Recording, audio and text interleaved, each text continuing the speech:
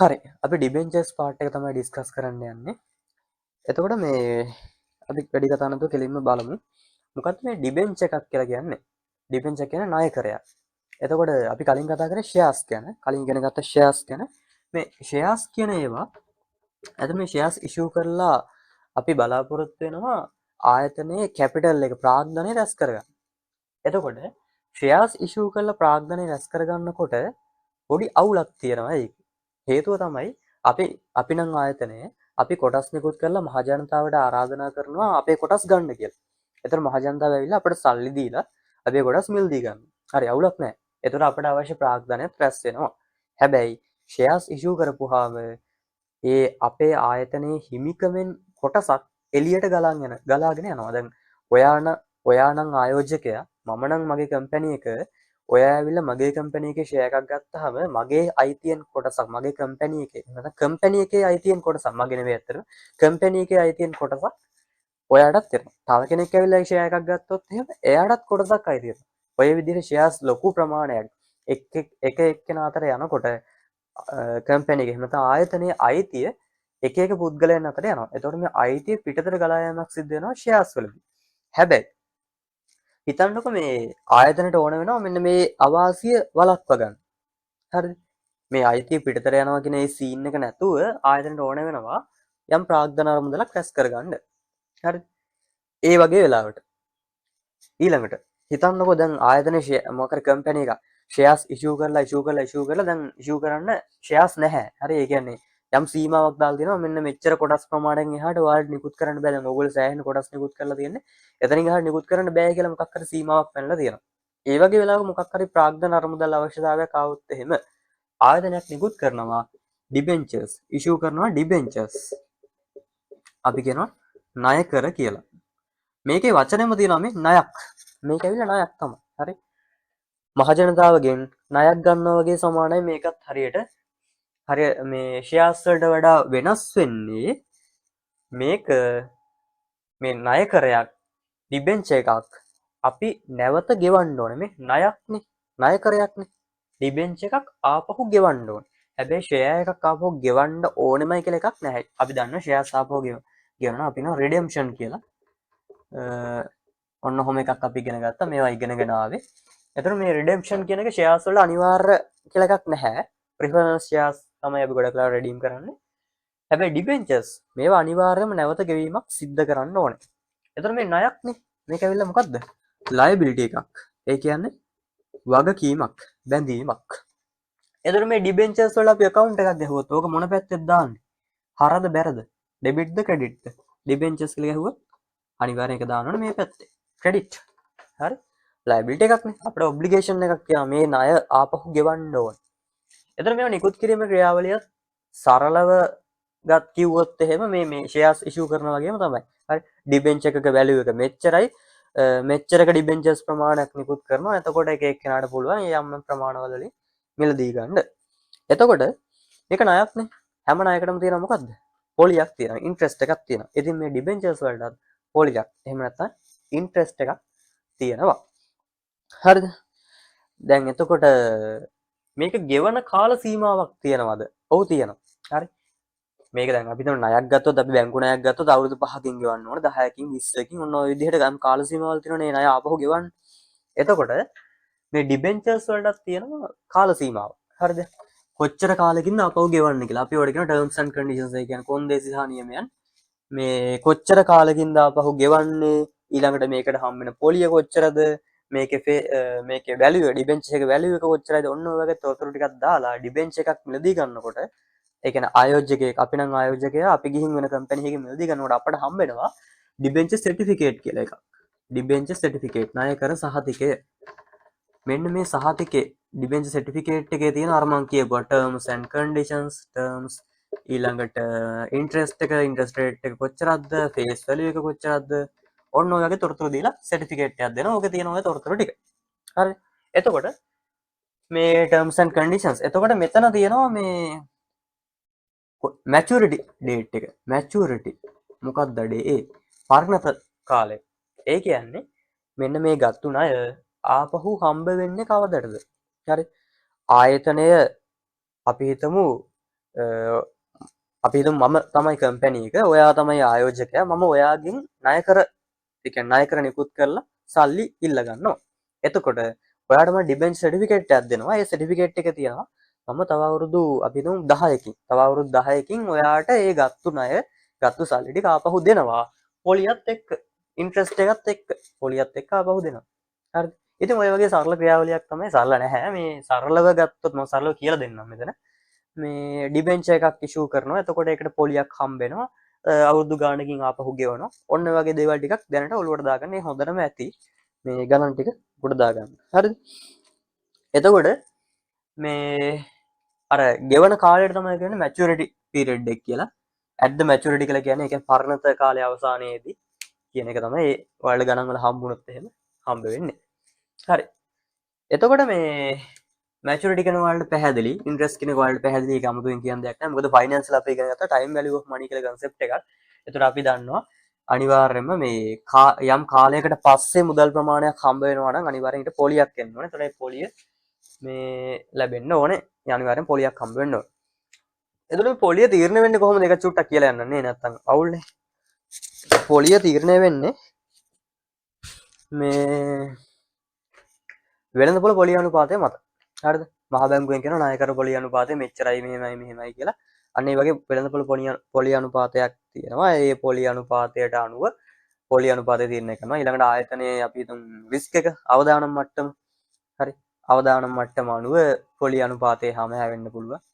ඊළඟට කොච්චර කාලෙකින් මැචුරිටි පීරියඩ් එක අනුව කොච්චර කාලෙකින් ආපහු ගෙවන්නේ කියන එක මත සාමාන්‍යයෙන් පොලිය අනුපාතය වෙනස් වෙනවා. දැන් ගොඩක් ලොකු කාලෙකින් නම් ගෙවන්නේ ඉහළ පොලිය අනුපාතයක් හම්බ වෙන්න පුළුවන්. ළඟින් ඒ කියන්නේ කෙටි කාලයකදී ආපහු ගෙවනවා නම් මැචුරිටි පීරියඩ් එක ෂෝට් නම්, පොඩි නම් පොඩි ඒ කියන්නේ පහළ පොලිය අනුපාතයක්, අඩු පොලිය අනුපාතයක් අය වෙන්න මේ පුළුවන්.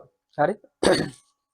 ඊළඟට අපි හිතමු ආයතන ගෙවීමේ හැකියාව දැන් අනාගතයේ ඉදිරියේ දෙන ෆියුචර් කෑෂ් ෆ්ලෝස් දිහා බලලා මෙච්චරක පොලි ප්‍රමාණයක් අපිට ගෙවන්න බෑ. ඒක නිසා අපි පොඩ්ඩක් අඩුවෙන් පොලි අනුපාතය ගෙවනවා. වෙළඳපොළ පොලි අනුපාතය මෙච්චරයි අපිට බෑ හින්දා අපි මෙච්චරක් ගෙවනවා. එහෙම නැත්නම් හිතන්නකෝ ආයෝජකයන් වැඩියෙන් ආකර්ෂණය කරගන්න ඕන හින්දා වෙළඳපොළ පොලි අනුපාතය මෙච්චරයි අපි ඊට වඩා ගොඩක් වැඩියෙන් ගෙවනවා. ඔය වගේ දේවල් කන්සිඩර් කරලා ඔය වගේ සාධක සලකා බලලා ආයතනයක් තමන්ගේ ඩිබෙන්චර්ස්, තමන් නිකුත් කරන ණයකර වලට අදාළ ඉන්ට්‍රස්ට් එක තීරණය කරනවා, ඩිසයිඩ් කරනවා. හරි. ඊළඟට මේ ෆේස් වැලියු කියන්නේ මොකක්ද? ෆේස් වැලියු කියලා කියන්නේ මුහුණත අගය. මොකේ මුහුණත අගයද? ඒ කියන්නේ මේ ඩිබෙන්චර් සර්ටිෆිකේට් එකේ සඳහන් කරනවා මේ ණයකරයක වටිනාකම කොච්චරද කියන එක. හරිද? ඔයාලට මතකද? හරි සරලයි. අර ෂෙයාර්ස් වල තිබ්බ අගයක්. ෂෙයා එක කොටසක් රුපියල් 10 බැගින් මෙච්චරක් නිකුත් කරා ඔන්න ඔහොමනේ ගණන් තිබ්බේ. ඒ එක කොටසක අගය කියලා තිබ්බේ. අන්න ඒ වගේ තමයි. එක ණයකරයක අගය, එක ඩිබෙන්චර් එකක අගය, ඒක තමයි ෆේස් වැලියු එක. හරිද? රුපියල් අපි හිතමු එක ඩිබෙන්චර් එකක් නිකුත් කරන රුපියල් 50 ගාන. 50 ගාන නිකුත් කරන්න. හරිද?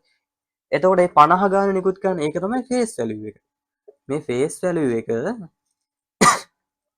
මේකට ෆේස් වැලියු කියලා කියන්නේ මේක එක එක අවස්ථාවලදී වෙනස් වෙනවා. අපි ආපහු සල්ලි ගෙවද්දි සමහරට මීට වඩා අඩු අගයකට වෙන්න පුළුවන්. නිකුත් කරද්දි ඇත්තට මීට වඩා අඩු අගයකට වෙන්න පුළුවන්. එහෙම නැත්නම් වැඩි අගයකට වෙන්න පුළුවන්. ආපහු සල්ලි ගෙවද්දි මීට වඩා අඩු අගයකට වෙන්න පුළුවන්. නැත්නම් ඊට වඩා වැඩි අගයකට වෙන්න පුළුවන් ආපහු මුදල් ගෙවද්දි. ඔන්න වගේ අර මේ මුහුණත සඳහන් වෙන අගය වෙනස් වෙන්න පුළුවන්. ඒකයි මේකට ෆේස් වැලියු, මුහුණත සඳහන් වන අගය කියලා කියන්නේ. මේක වෙනස් වෙන්න පුළුවන්. කොයි වගේ තැන්වල වෙනස් වෙන්න කියලා අපි ඉස්සරහට කතා කරනවා. ඒ ගැන කලබල වෙන්න එපා.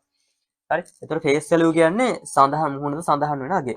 තව පොඩි දෙයක් මෙන්න මේක නම් කොහෙද ලියාගන්න පාඩුවක් වෙන්න ලියාගත්තද මේ ඉන්ට්‍රස්ට් එක හැමතිස්සම කැල් කරන්නේ ඉන්ට්‍රස්ට් එක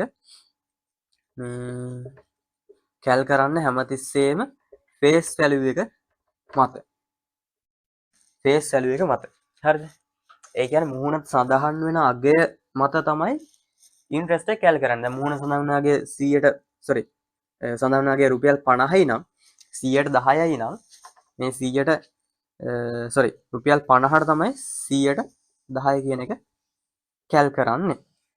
හරිද? මේ ওই විදිහට. එතකොට රුපියල් 5 එන්නේ මෙහෙම. එතකොට මේ ෆේස් වැලියු එක වෙනස් වෙනවා මං කියන්නේ. රෙඩීම් කරද්දි ගෙවන මිල වෙනස් වෙනවා. ඊළඟට ඉෂුව කරද්දි හම්බෙන මිල වෙනස් වෙනවා. ඔන්න ඔය වගේ දේවල් වෙනස් වුණාට ඉන්ට්‍රස්ට් එක හැමතිස්සෙම කැල් කරන්නේ ෆේස් වැලියු. ඕක මතක තියාගන්න. හරි? මේක හැමතිස්සෙම ෆේස් වැලියු එකම තමයි කැල් කරන්නේ. ඉතින් හරි ඔය ටික තමයි මට කියන්න ඕන වුණේ අර හැඳින්වීමක් විදිහට. ඔයාලට පැහැදිලි ඇති කියලා හිතනවා. අපි බලමු හරිද? මේ පාඩමේ ඔය ටික කතා කරන් දෙනවා. ඊළඟට මේවා ඉෂුව කරද්දි account treatments කරන්න කොහොමද? redeem කරද්දි කොහොමද කරන්නේ?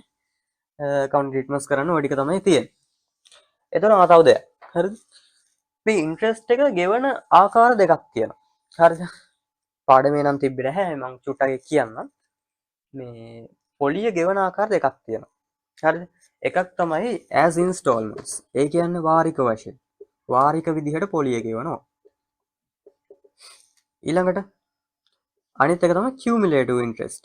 cumulative interest. මෙන්න මේ ආකාර දෙක තමයි පොලිය ගෙවන්නේ. ඒක චුට්ටක් පැහැදිලි කරලා යන්න. right. ඔයා හිතන්න අපි හිතමු ආයතනයක් නිකුත් කරන ඩිබෙන්චර් එකක් රුපියල් 100 ගාන කියලා හිතන්න. රුපියල් 100 ගානේ ණයකරයක් නිකුත් කරනවා. හරිද? ඉෂුව කරනවා. එතකොට මේක මොකක්ද ඇවිල්ලා? ෆේස් වැලියු එකනේ. මේක ෆේස් වැලියු එක. දැන් ඔයා බලය මේක දිහා බලලා එහෙම කොහොමද ෆේස් වැලියු එක රුපියල් 100යි කියලා කියන්නේ? එකපාරම ෆේස් වැලියු එක ඩිසයිඩ් කරන්න බෑ.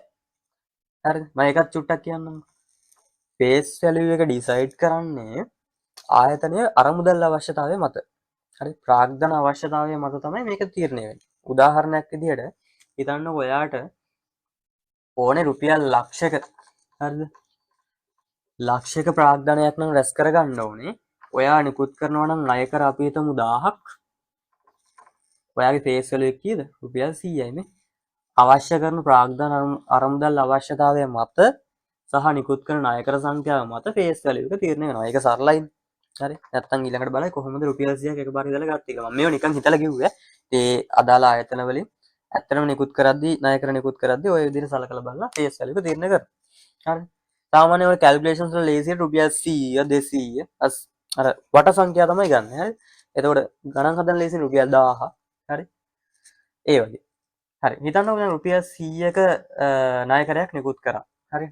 එතකොට මේකට පොලිය හම්බ වෙනවා ආකාර දෙකකට. සමහර ආයතන වලින් මේක as installments. ඒ කියන්නේ installments විදිහට කියන්නේ වාරික විදිහට හම්බ වෙනවා. සමහර ආයතන වලින් මේවා ඔක්කොම එකතු කරලා වැල් පොලිය විදිහට පොලිය ගන්න කරලා පරණත කාලේදී ඒ කියන්නේ maturity date එකේදී මේ පොලිය ලැබෙනවා. අපි හිතමු නිකන් රුපියල් 100ක ණයකර නිකුත් කරනවා. මේකේ මේ maturity period එක අවුරුදු 10යි කියලා 10 years. අවුරුදු 10යි. අවුරුදු 10කින් තමයි ආපහු හම්බෙන්නේ. අපි හිතමු මේකේ පොලි ප්‍රතිශතය නිකන් 112යි කියලා. මම දැන් කිව්වා මේවා නිකන් හිතලා ගන්න නැහැ. 112 කියන තියෙන්නේ වෙන්නේ. මේ maturity period එක ආයතන risk level එක ඊළඟට වෙළඳපොළ market interest rate එක ඔය වගේ කාරණා එක අපි හිතමු 112ක් තමයි ගෙවන පොලි අනුපාතය. එතකොට as installments කියන්නේ වාරික වශයෙන්. වාරික වශයෙන් ගෙවනවා කියන්නේ දැන් 112ක් අවුරුද්දකට හම්බ වෙනවා නම් පළවෙනි අවුරුද්දේ රුපියල් 12ක් හම්බ වෙනවා, දෙවෙනි අවුරුද්දේ තවත් 12ක් හම්බ වෙනවා, ඊළඟ අවුරුද්දේ තවත් 12ක් හම්බ වෙනවා. ඔන්න ඔහොම හම්බෙලා අවුරුදු 10 අවසානයේ හම්බ වෙනවාට කොච්චරද? රුපියල් 12010 120යි. කලින් ආයෝජනය කළ රුපියල් 100ත් එක්ක අවසානයේ ආපහු ආයතනය වලට ගෙවනවා. සම්පූර්ණයෙන්ම මේ ගෙවලා තියෙනවා 220ක්. එතකොට මේ රුපියල් 12 ගානේ තමයි අවුරුදු 10 පුරාට හම්බෙන්නේ මේ as installments. වාරික විදිහට තමයි ඔයාලට පොලිය හම්බ වුනේ. හරි. ඉතින් සමහර ආයතන වලින් ওই විදිහට පොලිය ගෙවනවා. ඒක cumulative interest කියන්නේ. ඒ කියන්නේ පළවෙනි අවුරුද්ද ඔන්න ගත වෙනවා. ඒකට 112ක් ගිහිල්ලා රුපියල් 12ක් හම්බ වෙනවා. ඊළඟ අවුරුද්ද පොලිය හම්බෙන්නේ 112කට. ඊට පස්සේ අවුරුද්දේ හම්බෙන්නේ ඒකත් එකතු වෙලා. ඊට පස්සේ අවුරුද්දේ ඒකත් එකතු වෙලා. අර ෆයිනෑන්ස් වල තිබ්බ නේද ඔක ගාන හදන හැටි. මේ අවුරුදු 10 අවසානයේ එහෙනම් කීයක් හම්බ වෙනවද? අනිවාර්යයෙන්ම 220ට වඩා වැඩි ගාණක් හම්බ වෙනවා. ඒ කියන්නේ පොලිය එකතු වෙවි වැල් පොලිය ආකාරයට තමයි ගණන් හැදෙන්නේ. හරි. අපිට හදලා බලමු නේ ආතල් එකට මේ FP සමානයි PV into 1 plus I to the power n. හරි. ওই විදිහට හැදිලා આવොත් එහෙම අවසානයේ හම්බ වෙනව කොච්චරද? FP සමානයි PV කියන්නේ රුපියල් 100යි. එක ධන ඉන්ට්‍රස්ට් රේට් එක අපි ගත්තේ 0.12යි. n කියන්නේ මෙතන අවුරුදු 10යි. හරි. ඔහොම බැලුවොත් එහෙම අනිවාර්යෙන් අවසානයේ හම්බ වෙනවා අරට වඩා වැඩි ගණක්. හරි මම මේ කියන්නේ මේක ඇත්තටම අදාළ නැහැ. මම නිකන් ඒක ඔයාලට නිකන් අතලෙට හදලා පෙන්නන්නේ. 1 ධන 0.12 1 ධන 0.12 දිලිසෙනවානේ. හරිද? ඕකේ බලන්න 10 වෙනි බලය 310ක් නේ 3.1.0. එතකොට ඕක 100න් වැඩි කරනවා. පේන්නේ නැහැ මං ඇල්ලුවට වලට. 310 ගානක් එනවා. හිතන්නේ නැහැ පේනවා කියලා. හරි කමන්න. හරි. එතකොට රුපියල් 310ක් හම්බ වෙනවා. මේ ඉන්ස්ටෝල්මන්ට්ස් විදිහට හම්බුනොත් ඉන්ස්ටෝල්මන්ට්ස් විදිහට පොලිය හම්බුනොත් රුපියල් 220යි හම්බෙන්නේ. කියුමුලේටිව් විදිහට පොලිය හම්බුනොත් එහෙනම් 310ක් හම්බ වෙනවා. ඉතින් ඔය විදිහට එක එක කන්ඩිෂන්ස් අනුව මේ ආයතනයක් විසින් ඔය ඩිබෙන්චර්ස් වලට ඉන්ට්‍රෙස්ට් එක පේ කරනවා. එතකොට ආයෝජකයෝ බලනවා අඩේ මේකේ ආයෝජනය කරනකොට අරකේ ආයෝජනය කරනකොට ලාභයි නේ. හරිද? මේකේ ආයෝජන කරනකොට ඇත්තටම හොඳයිනේ මරුනේ. 310ක් හම්බෙනවා. මේක 220යි හම්බෙන්නේ. හැබැයි මේක හම්බෙන්නේ අවුරුදු 10කට පස්සේ. මේක හම්බෙන්නේ අවුරුද්දකට රුපියල් 12 ගාන එකතු වෙලා තමයි මේක හම්බෙන්නේ. මේක ඇත්තටම මේ රුපියල් 100ක් මූලික ආයෝජනය මෙතන රුපියල් 100ක් මූලික ආයෝජන තියෙනවා. මේ සෝ එනිවේ කොහොම හරි මේක වාසි. හරි? මේක වාසි. ඉතින් ඔන්න ඔය වගේ එක එක කන්ඩිෂන්ස් තියෙනවා. දැන් සමහර ආයතන වල ආයෝජනය කරද්දී ඒකේ වැඩි ප්‍රවාසයක් හම්බ වෙනවා. සමහර ආයතන ආයෝජනය කරද්දී ඒකෙන් අඩුවෙන් හම්බෙන්නේ. පොලිය ගෙවන ආකාරය මත හම්බෙන ප්‍රතිලාභය වෙනස් වෙනවා. හරිද? ඒ විතරක් නෙවෙයි බං. සමහර වෙලාවලට මේ ඉන්ට්‍රස්ට් රේට් එකත් ආයතනෙන් ආයතන වෙනස්නේ. කියන්නේ එක එක ආයතන මං කිව්වා වලට මේ වෙළඳපොළ පොලිය අනුපාතයත් එක්කම අර ආයතනයේ මොකද්ද මේ අවදානම් මට්ටම රිස්ක් ලෙවල් එක අවදානම් මට්ටම ඊළඟට ආපහු ගෙවන්න තියෙන හැකියාව ඊළඟ ආයෝජකයන් ආකර්ෂණය කරගන්න තියෙන මොකක් හරි බලාපොරොත්තුවක් තියෙනවා නම් එහෙම වැඩිපුර පොලියක් ගෙවනවා අන්න ඒ වගේ එක එක ඉන්ට්‍රස්ට් ලෙවල්ස් තියෙනවානේ ඉන්ට්‍රස්ට් රේට් එක මේ එකිනෙකට වෙනස් වෙනවා ඉන්ට්‍රස්ට් රේට් එක හරිද මේක වැඩි වෙන්න පුළුවන් අඩු වෙන්න පුළුවන් මොකේට සාපේක්ෂව වෙළඳපොළ පොලිය අනුපාතයට සාපේක්ෂව එතකොට වෙළඳපොළ පොලිය අනුපාතයට සාපේක්ෂව අඩු පොලියක් අය කරන ආයතන වලට ආයෝජකයන් ආකර්ෂණයක් අඩුයි. ඒ කියන්නේ වෙළඳපොළ පොලිය අනුපාතය අපි හිතමු මාකට් රේට් එක තියෙන්නේ නිකන් 100ට ඇත්තටම අපි හිතමු 12 තමයි කියලා. 100ට 12යි. හරිද? මොකක් හරි කම්පැනියක් තියෙනවා උන් දෙන්න 100ට 9යි. හරිද? එන ගහන්න. අන්න අඩු පොලියක් දෙන. සමහර උන් 115ක් දෙනවා නේ. 115ක් දෙනවා. තව සමහර උන් 112ක් දෙනවා. ඒ 112ක් දෙන උන්ගේ සමහර උන් දෙන්නේ කියුමුලේටිව් මෙතඩ් එකට. සමහර උන් දෙන්නේ ඉන්ස්ටෝල්මන්ට්ස් විදියට. එතකොට මේ හම්බෙන්නේ මේ මොනවද? වෙළඳපොළ පොලිය අනුපාතයට සමාන වුණත් හම්බෙන ප්‍රතිලාභ වෙනස්. ප්‍රතිලාභ වෙනස්. දැන් මෙතන ගත්තොත් එහෙනම් බලපුවම පොලිය අඩු වෙන. එහෙනම් ප්‍රතිලාභය අඩුයි. මෙතන පොලිය වැඩි. එතන ප්‍රතිලාභය වැඩි. හරිද? එතකොට ඔන්න ඔහොම ඔයාලට තේරෙනවද? එකම ණයකරයක් වෙනුවෙන් එකම ණයකර වටිනාකමක් වෙනුවෙන් ගෙවන පොලිය අනුපාතය සමාන වුණත් පොලිය ගෙවන විදිහ එක්ක එහෙම නැත්නම් පොලිය අසමාන වුණොත් ඒකත් එක්ක හම්බෙන ප්‍රතිලාභ සංඛ්‍යාව ප්‍රතිලාභ ප්‍රමාණය එකිනෙකට වෙනස් වෙනවා. හරිද? ඔන්න ඔහොම එකිනෙකට වෙනස් වුණාම ආයෝජකයන් ණය කර මිලදී ගද්දී දැන් ඉන්වෙස්ටර්ස්ලා කපටිනේ. කපටි කියන්නේ උන් බලන්නේ හැමතිස්සෙම අර Tamanට වාසිදායක විදිහට ණය කර මිලදී ගන්න තමයි බලන්නේ. එතකොට ආයෝජකයන් ආකර්ෂණය කරගද්දී ආයතනයට මොකක් වෙනවද? ලොකු මේ ගැටලුවකට මුහුණ දෙන්න වෙනවා. අර කියන්නේ Taman අපේක්ෂා කරන ප්‍රාග්ධන මුදල් සම්භාරය රැස් කරගන්න. හරි සමහර උන් ගන්න පොලිය අයියෝ 109යි දෙන්න එන්න ගන්න මං ගන්න නැහැ කියලා යනවා. හරි සමහර උන් 115 115ක් දෙනවද? එහෙනම් දෙන්නකො ඔක්කොම ටික. අන්න ඒ වගේ. ඒ කියන්නේ ඌමනට වඩා ඊට පස්සේ මේ ආයෝජකයන් මිලදී ගන්න පෙළඹෙනවා මේ ණය කර ඩිබෙන්චර්ස්. හරිද? එහෙනම් මේ 112 මං කියවා මේක මාකට් රේට් එක කියලා. හරිද? 112 වුණත් ඉන්ස්ටෝල්මන්ට් විදිහට දෙනවට වඩා කියුමුලේටිව් විදිහට මේ ඉන්ට්‍රස්ට් එක පේ කරන එකට මොකද ඉන්වෙස්ටර්ස්ලා ආයෝජකයෝ කැමති. එතකොට අර ඉන්ස්ටෝල්මන්ට්ස් විදිහට ගෙවන ආයතන සමහරට තමන් අපේක්ෂා කරන මේ මොකද ආයෝජනය කියන්නේ මේ අපේක්ෂා කරන ප්‍රාග්ධන අරමුදල් සංඛ්‍යාව රැස් කරගන්න බැරි වෙනවා. ඔන්න ඔය හේතුව හින්දා ආයතනය මොකද කරන්නේ මේ ෆේස් වැලියු එක කම්පැනිස් මොකද කරන්නේ? මේක එහා මෙහා කරනවා. එක්ක වැඩි කරනවා එක්ක අඩු කරනවා. හරි. මෙන්න මෙහෙම නිකන්. අපි හිතමු ෆේස් වැලියු එක රුපියල් 100ම තමයි කියලා. හරිද? 100ට 12ක් දෙන අපි හිතමු ආයතනයේ පොලිය අනුපාතය 100ට 12යි. මාකට් රේට් එකක් 12යි. අපිත් 12ට දෙන්න. එහෙනම් 100ටම දෙන්නම්. කමක් නැහැ. හරිද? අපි හිතමු ඒ ආයතනයටම යම් දවසක 112ක් ගෙවා ගන්න බෑ. මාකට් රේට් එක 12 වුණාට 12 ගෙවා ගන්න බෑ. අපිට ගෙවා ගන්න පුළුවන් වෙන්නේ 109ක විතර පොලියක්. අපි බලනවා ඉස්සරහට ඇනලයිස් කරලා ෆියුචර් කෑෂ් ෆ්ලෝස් බලපුවාම 9ක් වගේ තමයි දෙන්න පුළුවන් 12ක් නම් දෙන්න හම්බෙන්නේ නැහැ. එතකොට ආයෝජක මොකද කරන්නේ? අපට එපත් ඔපේ ඩිබෙන්චර්ස් කියලා මොකද කරන්නේ? අර ඩිබෙන්චර්ස් මිලදී ගන්න ප්‍රමාණය අඩු කරනවා. එතකොට අපේක්ෂා කරන මේ අර ප්‍රාග්ධන අනුමුදල් සංඛ්‍යාව රැස් කරගන්න බැරි වෙනවනේ. එතකොට ආයෝජකයන් ආකර්ෂණය කරගන්න මොකද කරන්නේ? හරි 109යි දෙන්නේ. අපි දෙනවා උඹලට මේක 100ට නෙවෙයි. මේ ෆේස් වැලියු එක 90යි. හරි. අඩු කරලා දෙනවා. හරි. 90යි 109 හැබැයි පොලි. හරිද? 109 පොලි. ඔන්න. අවුලක් නැහැ. හරිද? එතකොට ආයෝජක මොකද කරන්නේ? අඩේ 109ක් හම්බුණාට එක ඩිබෙන්ච් එකක් රුපියල් 90ට ගන්න පුළුවන්. 112 පොලිය හම්බෙනව ගන්න වෙන 100ට. එහෙනම් ඒක කැල් කරලා බලනවා. ඊට පස්සේ ආයෝජක බලනවා මොකක්ද වාසි? මේක ඇත්තට මේක නිකන් හිතලා මෙහෙම 90ට අඩු කරන්නේ නැහැ. අර ආයෝජකයාට වාසි කියලා දැනෙන විදිහට තමයි මේ අඩු කරන ප්‍රමාණය අඩු කරන්නේ. හරිද? මේකට කියනවා මෙන්න මේ විදිහට මේ ෆේස් වැලියු එක අඩු කරන එකට අපි කියනවා ඩිස්කවුන්ට් කරනවා කියලා. දැන් උඹලට තේරෙනවා ඇති මේ ඩිස්කවුන්ට් කරනවා කියන්නේ මොකක්ද කියලා.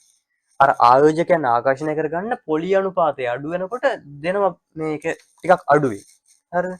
මේකට පොලි අනුපාතය විතරක්ම නෙවෙයි මං කිව්වා එක එක දේවල් බලපානවා. මම එකක් විතරයි කියන්නේ. හරිද? අන්න ගාන අඩුවෙන් දෙනවා. එතකොට ආයෝජකවල හරි 90ට නේ හම්බෙන්නේ. කමක් නැහැ දෙන්නකෝ එහෙනම් කියලා කියනවා. හරියට නිකන් අර පොලෙන් එළවලු ගන්න කියපුවා. චුට්ටක් නරක් වෙලා තිබ්බට ගාන අඩුවට හම්බෙනවනේ අවුලක් නැහැ වගේ එහෙම තමයි. හරිද? අන්න ඔන්න ඩිස්කවුන්ටින්. හරි. ඕකෙම අනිත් පැත්ත. ඒක නම් තේරෙනවා වලට. හරිද? අපි හිතමු මේ ආයතනය ගෙවන්න තීරණය කරලා තියෙනවා 115ක පොලිය. හරි මොකක් හරි ප්‍රතිපත්තියක් ඉන්න 115ක් විතර මේ තඩි පොලියක් ගෙවන්න තීරණය කරලා තියෙනවා. හරිද? එතකොට මොකද වෙන්නේ? ගොඩක් ලොකු ඒ කියන්නේ විශාල ආයෝජකයන් ප්‍රමාණයක් මේ ආයතනයේ කියන්නේ ඉල්ලුම වැඩි වෙන ඩිබෙන්චර්ස් වල තියෙන ඉල්ලුම වැඩි වෙනවා. එතකොට ඕක කළමනාකරණය කරගන්න එපා. එතකොට අනිත් කාරණේ දැන් හිතන්නකො මේ රුපියල් 100ටම දුන්නොත් එහෙම 115 ගානේ මෙතන මේ අවුල්නේ පාඩුයිනේ පොලිය වැඩිනේ. එතකොට ඒක කළමනාකරණය කරගන්න මොකද කරන්නේ? අපි මේකේ රුපියල් අද අපි නම් කම්පැනි එක මේ ෆේස් වැලියු එක ටිකක් වැඩි කරනවා. 115ක පොලියක් දෙන්නම්. හැබැයි එක ඩිබෙන්ච් එකක් දෙන්නේ අපි 112කට. හරි 112කට දෙන්න. 112ක් නෙමෙයි අපි දුන්නේ මේක පැටලෙනවනේ. 115කට දෙන්න උඹලට. හරි 115ක පොලියක් දෙන්නම්. හැබැයි 115කට දෙන්න. එතකොට ආයෝජකය බලනවා ගණන් හදලා බලනවා. මෙහෙම කරොත් මෙහෙම වෙනවා. කියුමුලේටිව් විදියට දෙන්න. එහෙනම් තවත් වාසි. කමක් නැහැ 115ක් පොලිය හම්බුණා 115ක් වුණාට කමක් නැහැ. කමක් නැහැ දෙන්නු කියලා ගන්නවා. එතකොට මේ ආයෝජකයන් පෙළඹෙනවා ටිකක් වැඩිපුර මුදල් ටිකක් දෙන්න. වැඩිපුර මුදල් ටිකක් දෙන්න පෙළඹෙනවා. එතකොට මොකද වෙන්නේ? එතකොට අපේ ආයතනයට වැඩිපුර මේ එක ඩිබෙන්ච් එකක රුපියල් 15 ගානේ වැඩිපුර හම්බ වෙනවා. ওই වැඩිපුර හම්බ වෙන ප්‍රමාණයට අපි කියනවා ප්‍රීමියම් එකක් කියලා. ප්‍රීමියම්. හරි. ඔන්න ඩිස්කවුන්ට් එකයි ප්‍රීමියම් එකයි මම හිතනවා ඔයාලට පැහැදිලි ඇති කියලා. හරිද? ප්‍රීමියම් එකක්. එහෙනම් ඔන්න ෂෙයා එකක් ඉෂුව කරන්න පුළුවන් ආකාර තුනක් අපි කතා කරා. හරි. මොකක්ද? ඔක තියෙනවා මේ මොකේද ටියුට් එකේ තියෙනවා. ඔන්න මේ පැත්තේ පිටු අංක 5. පහේ යටම තියෙන accounting for issuing debentures. Debentures may be issued at nominal value at a discount or at a premium. යට අනිත් පැත්තටලා මම දන්න තියෙන්නේ. හරි.